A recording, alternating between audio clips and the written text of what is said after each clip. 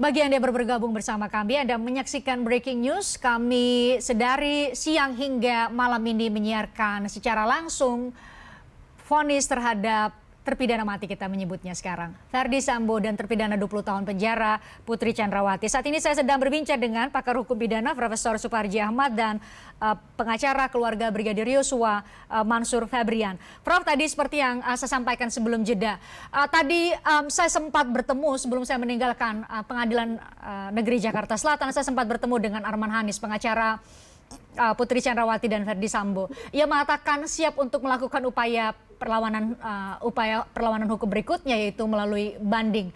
Bagaimana kemungkinannya, Prof? Apakah ketika seseorang atau terpidana mati atau terpidana 20 tahun penjara bisa saja diturunkan ke dalam menjadi lebih ringan, atau tetap atau meneguhkan, pengadilan tingkat berikutnya meneguhkan di upaya perlawanan hukum yang dilakukan oleh tim pengacara misalnya? Ya, saya kira menjadi hak terdakwa untuk mengajukan banding. Itu dijamin oleh undang-undang. Ya, oleh karenanya hak tadi harus dimanfaatkan sebaik mungkin tentunya. Dalam konteks banding tadi, menyiapkan memori banding. Yang namanya banding berarti kan membandingkan tentang penilaian dari pengadilan negeri dengan pengadilan tinggi. Harapannya adalah melalui banding tadi, tentunya bagi seorang terdakwa akan mendapatkan keringanan atau mengubah putusan sebelumnya. Tapi potensi menguatkan putusan di pengadilan negeri juga tentunya sangat dominan. Yang menarik adalah bahwa pengadilan ini telah bekerja dengan keyakinannya. Bekerja dengan keyakinannya berdasarkan bukti material yang kemudian terbentuk secara sah dan meyakinkan dalam pandangan majelis hakim. Karena apa? Karena hakim telah berani menerobos dari fakta-fakta persidangan yang dalam hal ini tidak menjadikan keyakinan hakim karena dianggap tidak rasional. Misalnya apa? Tentang kedudukan 5 terdakwa ini. 4-1, bahwa Eliezer adalah berdiri sendiri, kemudian 4 ini adalah sangat harmoni. Dengan demikian kalau bicara tentang secara kuantitatif, maka tentunya bahwa tidak mungkin hakim akan mengambil putusan yang demikian berat, mati dan penjara 20 tahun tadi itu. Jadi ini adalah suatu hal yang diapresiasi bahwa hakim tidak terjebak pada fakta persidangan. Dan ini menjadi modal bagi penasihat hukum yang selalu disampaikan seolah-olah bekerja dengan asumsi. Karena dikonfrontir, kemudian dikontradiksi dengan fakta-fakta persidangan.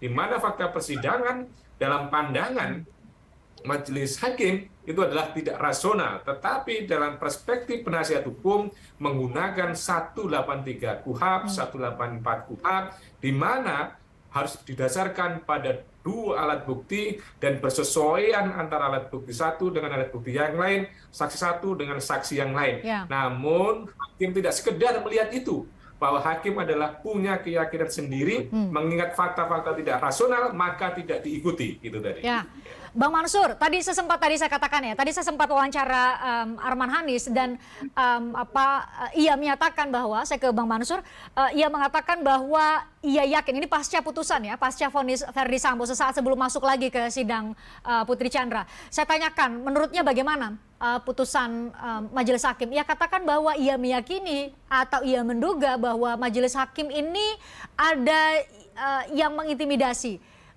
Anda melihat ada upaya dari pihak-pihak lain yang mengintimidasi majelis hakim sehingga kemudian memutus maksimal terhadap terpidana mati saat ini Ferdy Sambo, atau justru sebaliknya seperti dinyatakan oleh Profesor Mahfud MD, Menko Polhukam, bahwa sebenarnya ada gerakan di bawah tangan yang berusaha untuk mempengaruhi putusan hakim? Ya, berdasarkan keyakinan kami, apa yang telah disampaikan tadi Bang Arman Hanis, bahwa katanya ada intimidasi terhadap majelis hakim, itu saya kembalikan ke Bang Arman Hanis, seperti halnya beliau menuduh daripada anak klien kami telah melakukan tindak pidana pelecehan seksual. Hal ini terbukti, tidak pernah ada fakta dan bukti, yang ada hanya sebuah asumsi. Apakah hal tersebut akan diulangi lagi oleh Bang Arman Hanis?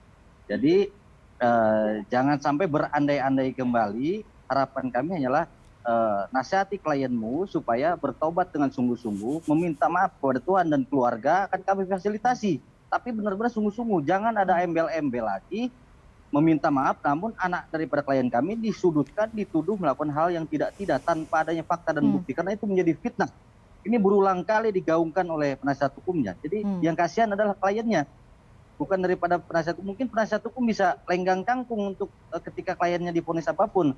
Tapi secara moral harusnya beliau berpikir bahwa apabila permintaan maaf itu secara tulus kepada seorang orang tua yang sudah ditinggalkan anaknya, ini itu akan memperbaiki secara hukumnya mungkin ya. Karena ini berulang kali kami gaungkan, bertobatlah, jujur apa adanya, dan permintaan maaf yang tulus kami tunggu. Sampai ini, sampai putusan tidak pernah ada. Jadi kedepannya apapun upaya hukumnya, apabila memang masih ada yang ditutup-tutupi dengan mungkin kekuatan segala macam, kami masih meyakini bahwa tidak akan ada perubahan. Ya. Bukan melebihi apa yang menjadi putusan. Ya. Namun hari inilah yang sudah terjawab.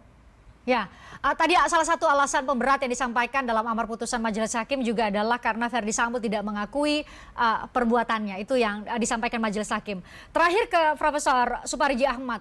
Prof, dari konstruksi hukum yang dibangun oleh Majelis Hakim berdasar atas fakta-fakta dan alat-alat bukti yang bersesuaian menurut Majelis Hakim yang dikemukakan di muka sidang, menurut Anda adakah celah yang mungkin bisa digunakan oleh tim pengacara Verdi Sambo maupun Putri Chandra yang bisa menjadi peluru mereka untuk bisa memenangkan banding atau bahkan sampai ke tingkat kasasi?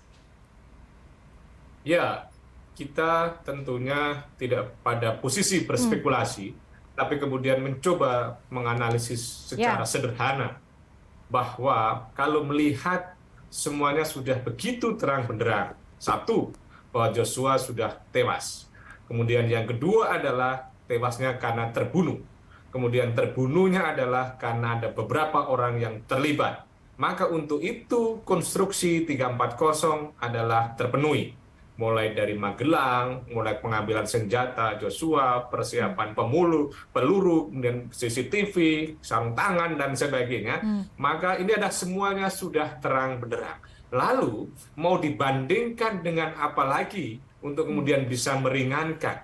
Karena pada prinsipnya secara sederhana adalah bahwa dalam konteks banding itu seperti second opinion, ya. Seorang yang diperiksa oleh tenaga dokter yang tidak percaya diagnosanya, maka kemudian mencari dokter yang lain kan untuk mendapatkan misalnya diagnosa baru. Ini sekedar sederhana saja. Tapi konteksnya saya kira ini tidak terlalu jauh berbeda. Opini yang akan keluar dari pengadilan tinggi dalam arti kemungkinan besar akan menguatkan apa yang telah diputuskan di pengadilan negeri. Gitu. Baik, Anda meyakini justru pengadilan di tingkat banding bahkan hingga tingkat kasasi bisa menguatkan apa yang diputus oleh Majelis Hakim di tingkat pertama di Pengadilan Negeri Jakarta Selatan. Bahkan tadi disebutkan bahwa ini adalah pidana mati atau vonis pidana mati pertama di Pengadilan Negeri Jakarta Selatan.